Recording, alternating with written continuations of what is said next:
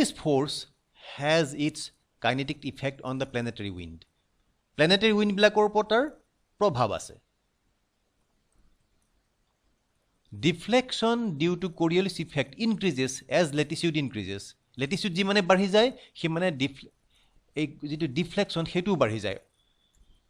latitude বাঢ়িছে ডিফ্লেকশনও বাঢ়িছে. কথাটো বুজিবলৈ আমি এই ছবিখনৰ সহায় লৈছো. এই পিনে তোমালোকে চোৱা এই relative Coriolis effect. Coriolis effect কেনেকৈ বাঢ়িছে এপিনে ইয়াত আছে যে এটো লো ল্যাটিটিউড এৰিয়া এটা ইকুৱেটৰ ইয়াত কিন্তু 0%. ইয়াত Coriolis effect নাই. এই 30 ডিগ্ৰী ল্যাটিটিউডত কিন্তু Coriolis effect 50% আধা হৈ গলগে. no এটো আধা নহয় এটো মানে 50% অৰ্থাৎ 50% বাঢ়িছে এটো 0% এটো 50%. ঠিক তেনেকৈ এইখিনতে 60 ডিগ্ৰী নৰ্থত এইখিনি ইট বিকামস 86.6% আৰু ইয়াত কিন্তু 100%. অৰ্থাৎ Coriolis effect টো এনেকে যি মানে ল্যাটিটিউড বাঢ়ি গৈ আছে সি মানে Coriolis effect টো বাঢ়ি গৈ আছে. It is minimum in the equator and maximum at the pole. Under this effect, winds, clouds, and ocean currents are deflected and they follow a curved path. আসলতে এইবিলাক কার্ভ এডাল ফলো কৰি পেলাই হিহত বৈ যায়. স্ট্ৰেইট লাইন নহয় কিন্তু আমি আমাৰ ছবিবিলাকত স্ট্ৰেইট লাইন হিচাপে দেখুৱাবলগীয়া হৈছে. কিন্তু আসলতে these are curved, they follow a curved path. They are deflected towards right hand side in the northern hemisphere and towards left hand side in the southern hemisphere. This is already discussed. This is the pressure belts, and these are the names of the pressure belts, and these are the permanent winds. Under Coriolis impact by Coriolis effect, they are inclined. This should be actually curves, but curve cannot be shown here because of technical factors. These are actually curves. They should blow like this way, but they are inclined. This inclination comes as a result of Coriolis effect. This is high pressure belt. From high pressure belt, wind is blowing to the low pressure belt and it is deflected to the right hand side. Since these areas are in the northern hemisphere, it is deflected to the right hand side. This is also deflected to the right hand. This is a westerly belt. Westerly wind is also deflected to the right hand side. Trade wind is deflected in the right hand side in the northern hemisphere. But in the southern hemisphere, you see this is trade wind. Trade wind is deflected to the left hand side. This is westerly of the southern hemisphere. It is all deflected to the left hand side. When someone is moving from this side following this high to low, this is his left hand side. This is also moving from left. It is inclined to the left.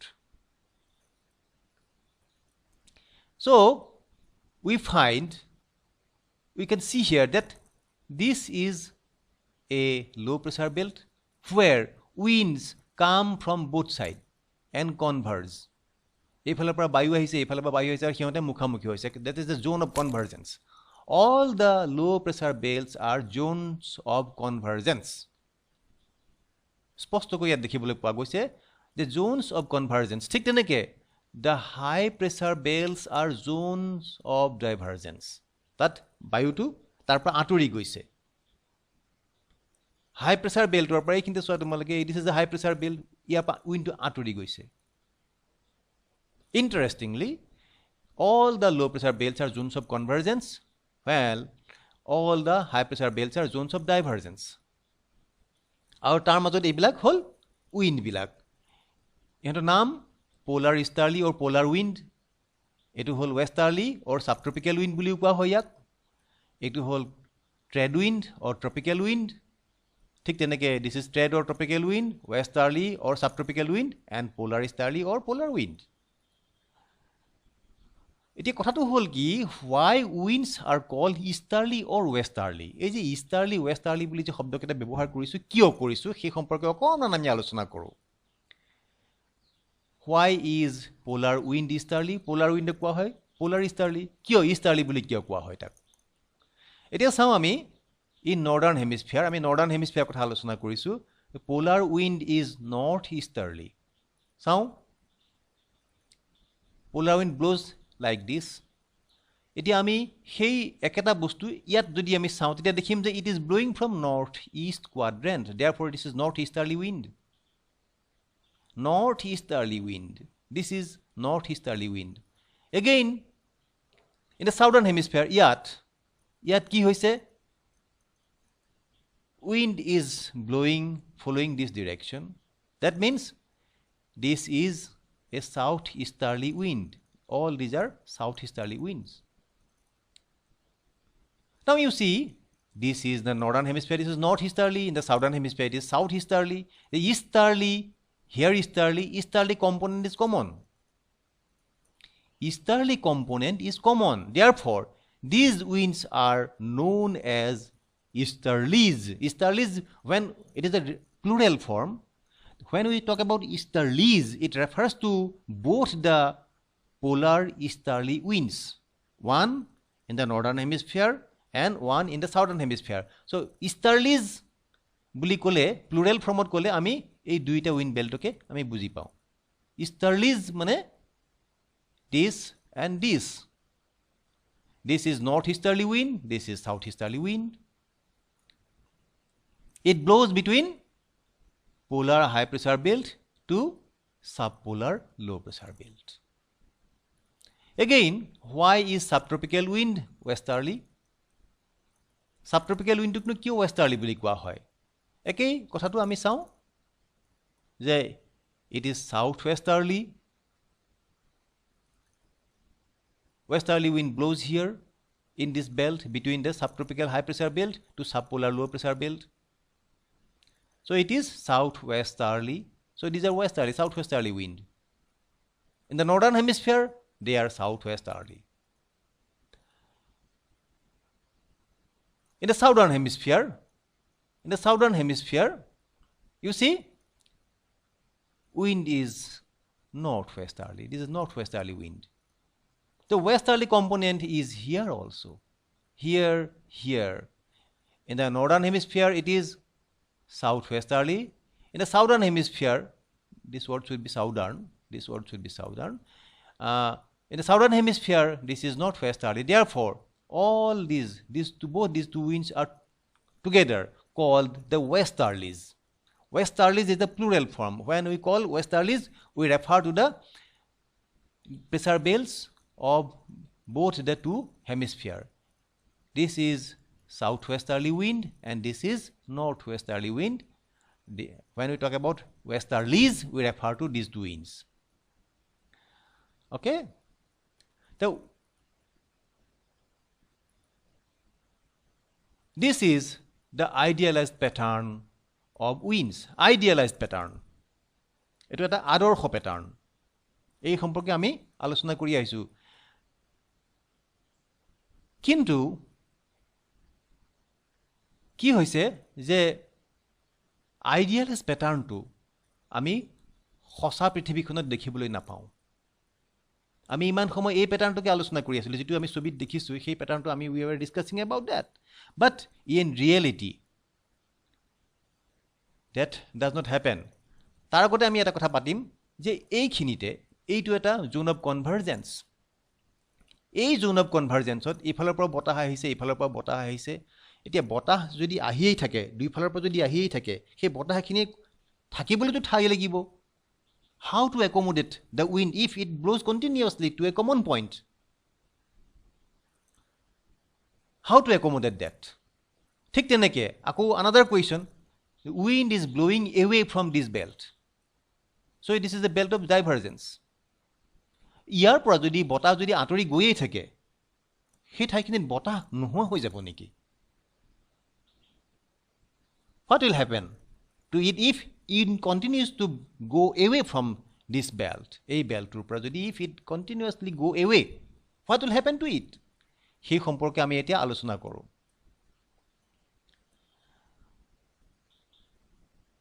I am skipping this slide. Now I am coming to this. This is very important. Now you see, this line refers to this straight line. This straight line refers to the Earth's surface. This is North Pole. N refers to North Pole. This is South Pole. You are coming from North Pole to South Pole, and in between here you find the equator. This is the equator. The curved surface is represented with the help of a straight line. Curved alog moi kintu straight line hisabe dekhwaisu. So this is the equatorial low pressure belt. This is the subtropical high pressure belt, subpolar low pressure belt, and this is polar high pressure belt. Alternate high and low pressure belts. Jikhini ami globe to dekha paisilu, ইয়াৰ আগতে এই গ্লোবটো যে দেখা পাইছিল এই বস্তুখিনিকে মই ইয়াত এনেকৈ represent কৰিছো. This is polar high pressure belt, this is subpolar low pressure belt, this is subtropical high, this is equatorial low, subtropical high, subpolar low, and polar high. And in between, here you see this is the belt of polar easterlies, this is the belt of westerlies, this is the belt of wind, trade wind, again trade wind, again westerly, and this is the belt of polar easterly. Instead of it curve, I am representing it in a straight line. Now let us see what happens. A polar high pora, wind blows from polar high to the subpolar low. This is the direction of wind following the above the earth surface. Above the earth surface, he follow price. Thik teneke, A to low pressure low, A high pressure belt to pro. This is the surface wind. This is the westerly. This is the easterly, polar easterly. This is the westerly. They come and converge here. Here dui follow price aru ekhinde log lagise. The log lagi pelai ki hobo? Hihotok thakibole to thai lagibo. Continuously wind is coming. How to accommodate the wind? In order to accommodate the wind, a mechanism is developed by the earth itself. Jot ki korise jatak upole puthiyai dise. It is pushed up. This is pushed up. Upole tak puthiyai dia hoise. Thakibole thai nai. You have to accommodate it. Therefore, it is pushed up. And you can see here vertical flow of air. This is the vertical flow of air. Where we find it? We find it in the belt of convergence. This is the belt of convergence. Wind is coming from both sides and converge here. So in the belt of convergence, we find a belt of air that is moving upward. This is a zone of convergence where we find wind moves vertically upward. So when wind blows horizontally, we call it wind. When air blows horizontally, we call it wind. But what term will be applied to this kind of vertical movement?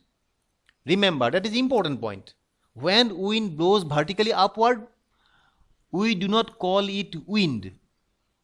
When air blows vertically upward, it is not wind, it is called convective current. Remember, convective current. We find convective activity here. Again, we find a convective activity over the equatorial area. Again, we find a convective activity in this belt. You look at my cursor. Convective activity here. Wherever we find zone of convergence, convective activities are developed. Convective activity here, here, and here. Wind is going up. Now the question is the upole he goal, to what extent, to what height it will continue its upward movement? Kiman upole ke jabo? He goye thakibo niki upole? Nai noara jabo. There is a ceiling. Yet at a ceiling ase aru he ceiling to poar lage lage he upole joato bondho kori dia, he ako horizontal hoi pelai hoy he uttorole naiba dokhinole he bobole arambho kore. And this ceiling is called the tropopause. Tropopause. It is a layer between the troposphere and the stratosphere. Troposphere and stratosphere, where we find a ceiling. And that ceiling stops the vertical movement of the convective flow. এই যে convective যেটো flow, convective যেটো activity, convective current বিলাকৰ যেটো গতি, সেই গতিটো সেই সিলিংখনে বন্ধ কৰি দিয়ে, যাবলৈ নিদিয়ে, ওপৰলৈ সি যাবলৈ দিয়া নাই, because here exists the tropopause. The tropopause stops the vertical movement of the convective flow. গতিকে সিহঁতে কি কৰে, ওপৰলৈ যাব নোৱাৰি পেলাই সিহঁতে এইখিনি ট্ৰেড উইণ্ডৰ এইখিনি এই পাৰ্টটো এনেকৈ দক্ষিণৰ ফালে গুচি গৈছে, এইখিনি উত্তৰৰ ফালে গুচি গৈছে, গৈ পেলাই এইখিনিতে আকৌ কি হ'ল, এতিয়া আমি এইখিনি কথা বেলেগে আলোচনা কৰিছোঁ যে this is the belt of divergence. ইয়াৰ পৰা বতাহ ইফালে আঁতৰি গৈছে, ইফালে আঁতৰি গৈছে, গতিকে ইয়াত বতাহৰ অভাৱ হৈ গৈছে। ঠিক অভাৱ শব্দটো হৈ গৈছে বুলি মই কোৱাটো বৰ শুদ্ধ কথা নহ'ব, কিন্তু বতাহ যদি তাৰ পৰা যদি আঁতৰি গৈয়ে থাকে তাহলে বতাহ আহিবও লাগিব, কাৰণ খালী হ'বলৈ দিব নোৱাৰি। If wind is going away, you must allow wind to come to fill up the blank areas. Now you see, wind is coming from the upper level to the earth surface. So this is a zone of subsidence. Wind is subsiding here, ই নামি আহিছে তললৈ। So this is a zone of subsidence. The upper level air is coming down to this belt of high pressure. It is subsiding. Wind from this side is subsiding, again wind from this side is subsiding here. ইয়াত বতাহটো তললৈ নামি আহিছে, ইয়াক কোৱা হৈছে this activity is known as subsiding. ইয়াত কিন্তু আমি কি কৈছিল, convective activity বুলি কৈছিল। These are here convective activities are occur because it is going up. Coming down is called subsidence. Coming down is called subsidence. So we find subsidence here. We again find subsidence here. Wind is coming down to the surface. This is convective flow. And here also we find again subsidence. Wind nami ahise tololoi. Wind bilak tololoi nami ahise. গতিকে এইখিনিতে আমি এই polar এৰিয়াত যিমানেই আমি হাই pressure belt পাইছোঁ তাতেই আমি সাবসাইডেন্স দেখিছোঁ, আৰু যিমানেই আমি লো প্ৰেছাৰ বেল্ট পাইছোঁ তাতেই আমি কনভেক্টিভ ফ্লো দেখিছোঁ। Convective flow is the vertically upward movement of air. The winds converge at the surface. ইয়াত কনভাৰ্জ কৰিছে, বতাহ এইফালৰ পৰা আহিছে, এইফালৰ পৰা আহিছে, আহি পেলাই ইয়াত কনভাৰ্জ কৰিছে, মুখামুখি হৈছে at the surface and convective flow. Convective flow area. This is an area where convective activities can be observed. আমি জানো যে বায়ু তপত হলে সি ওপৰলৈ উৰি যাব চেষ্টা কৰে, সেইটোৱে হ'ল কনভেক্টিভ ফ্লো। ইয়াত ইকুৱেটৰিয়েল এৰিয়া, এই ঠাইখিনি অলপ উত্তপ্ত, গতিকে বায়ু উত্তপ্ত হৈ ওপৰলৈ উৰি গুচি গৈছে। এইখিনিতে আকৌ সি তললৈ নামি আহিছে। ইয়াত তললৈ নামি অহাৰ কাৰণটো কিন্তু ৰোটেশনাল ইম্পেক্ট। ঠিক তেনেকৈ এই ঠাইখিনিত কিন্তু তুলনামূলকভাৱে ঠাণ্ডা ঠাই, এইবিলাক পোলৰ ওচৰে পাজৰে থকা ঠাই, ইয়াত টেম্পাৰেচাৰ খুব বেছি নহয়, কিন্তু ইয়াত আমি কনভেক্টিভ এক্টিভিটি যদিও এটা দেখিছোঁ, দিছ ইজ নট থাৰ্মেলি প্ৰডিউচড। ইয়াৰ লগত কিন্তু উষ্ণতাৰ বিশেষ সম্পৰ্ক নাই। এইখিনিতে এটা কনভেক্টিভ ফ্লো আমি দেখিবলৈ পোৱাৰ কাৰণটো হৈছে the dynamic effect of the rotation, অৰ্থাৎ যিটো ৰোটেশ্যনৰ কাৰণে হোৱা এটা effect. Divergence at the surface, এখানে আমি দেখিছোঁ যে wind goes away from this high pressure belt, and subsidence of air, wind is coming down, subsiding, এর subsidence হৈছে। গতিকে এই যিটো ব্যৱস্থা, এই ব্যৱস্থাটোক কোৱা হয় ট্ৰাইচেলুলাৰ মেৰিডিয়নেল পেটাৰ্ণ। ইয়াতে তিনিটা সেল দেখিবলৈ পাইছোঁ, এটা হেমিস্ফিয়াৰত আমি তিনিটা সেল দেখিবলৈ, এইটো এটা সেল, এইটো এটা সেল, আৰু এইটো এটা সেল। এইটো এটা সেল, এইটো এটা সেল, এইটো এটা সেল, ঠিক তেনেকৈ এইফালে আমি তিনিটা সেল পাইছোঁ, একেই সেল। এই এৰেঞ্জমেণ্টটো কোৱা হয় ট্ৰাইচেলুলাৰ মেৰিডিয়নেল পেটাৰ্ণ। তোমালোকে কিতাপখন পঢ়ি চালে ভালকৈ বস্তুটো বুজি পাবা। এই ডায়েগ্ৰামটো মনলৈ আনিবা আৰু তেতিয়া তোমালোকে বুজিবলৈ সহজ পাবা। চ' দিছ ইজ এ কনভেক্টিভ জোন। আমি য'তেই কনভাৰ্জেন্স দেখিছোঁ তাতেই কনভেক্টিভ এক্টিভিটি দেখিছোঁ। কনভাৰ্জেন্স হ'লেই সি ওপৰলৈ উঠি যায়, যাক আমি কনভেক্টিভ এক্টিভিটি বুলি কওঁ। আৰু এই পোলত winds come down from the upper level. Subsidence hoy. Winds go away from these areas. Now you see, due to certain factors, the subtropical high pressure belt is broken into pieces. Subtropical high pressure belt to kintu hosa prithibikhonot jetu subtropical high pressure belt jodiu ami tak eta continuous line hisabe dekhwaisu, it is broken into pieces, tukura tukur hoy ase. On the earth surface, it is not a continuous belt but few high pressure cells. Belt no hoi pela hi kisuman cell hoise. Ami sao যে this is a continuous belt to ami kintu ya dekha poa nai. Tar thai ami ki paisu, this is high pressure cell eta, ako eta high pressure cell dekhibole paisu. Hosa prithibikhonot kintu etu enekua he. Belt, continuous belt eta ami iman somoy dekhi ahisilu, kintu continuous belt asolete nohoy. Yet continuous belt ase, but it is wavy. Yet continuous belt kintu nai. There exists no continuous belt, but instead of that, we find certain cells of high pressure. Again, the subpolar low pressure belt is somewhat continuous. This is continuous, but you see, this is irregular, not a straight line like this. So long we have been showing a belt which was straight, but in reality, this is wavy like this. It is irregular. Just you compare, this is a high pressure belt, but instead of this, we find this kind of cells only, high pressure cells. Here also. Ami continuous belt yet dekhibole poa nai, yato dekhibole poa nai, kintu idealized pattern ot ami we are showing it as a continuous belt, but in reality, this is not happening. Why this is not happening? What causes this type of pattern? Yar kebato karon ase, kintu tat controversy ase. Asol karontu etiao sposto ami buli kobo nuaro. There exists controversy regarding the formation of the high pressure cells in the subtropical high pressure belt. These belts are not continuous as shown in the idealized pattern. The alternate distribution of land and sea in the mid latitude areas or in the subtropical areas is thought to be the major cause for this. Alternate arrangement of high pressure, land and sea, alternate arrangement of land and sea.